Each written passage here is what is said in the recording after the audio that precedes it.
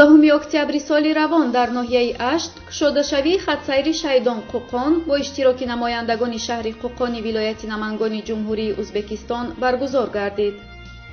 тавре дафтари матбуотии мақомоти иҷроияи ҳокимияти давлатии ноҳияи Ашт хабар додааст, дар кушодашавии хатсайр меҳмонон аз ҳукумати шаҳри Қӯқанди Узбекистон низ ширкат карданд. пеш аз ин миёни Тоҷикистон ва Узбекистон ҳаракати автобусҳои мусофирбарӣ дар масирҳои Тошканд-Хуҷанд, Термиз-Душанбе, Фарғона-Хуҷанд, Деҳнав-Душанбе ва Самарқанд-Панҷакент роҳандозӣ шуда буд.